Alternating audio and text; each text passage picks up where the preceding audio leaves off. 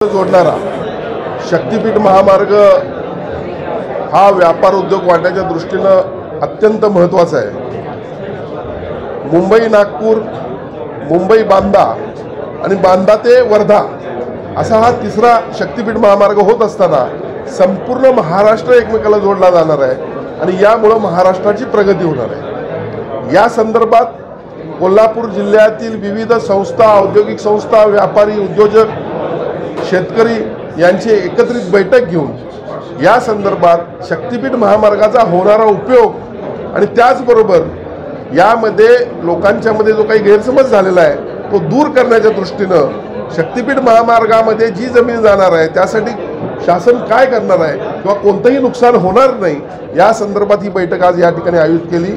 सर्वानुमते आज आम्हाला असं ठरलं की सर्वजण विविध संस्था सन्माननीय मुख्यमंत्र्यांच्या नावानं या ठिकाणी त्याला समर्थनाचं पत्र देणार आहेत आणि या शक्तिपीठ महामार्गाला सर्वांची अनुमती आहे।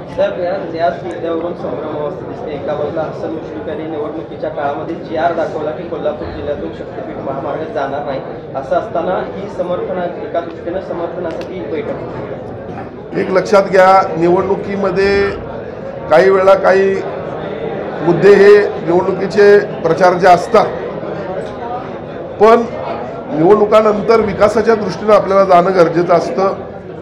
काही वेळा मतदारांची भूमिका किंवा मतदारांच्यामध्ये गैरसमज पसरवण्याचा काही लोक प्रयत्न करत असतात, त्यामुळे अशा प्रकारची भूमिका त्यांना घ्यावी लागली असेल, पण शासनाची भूमिका ही निश्चितपणे शक्तिपीठ महामार्ग होणार आणि सर्वांना विश्वासात घेऊन जाणार असे।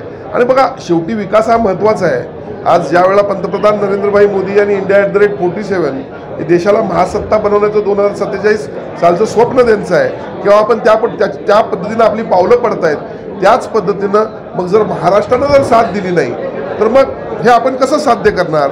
आणि त्यामुळं माझी सर्वांनाच विनंती आहे की यस ऑर नो किंवा विरोध किंवा समर्थन यापेक्षा सत्यता तपासून आपण या ठिकाणी या शक्तिपीठ महामार्गाला सर्वांनी साथ देणं गरजेचं आहे।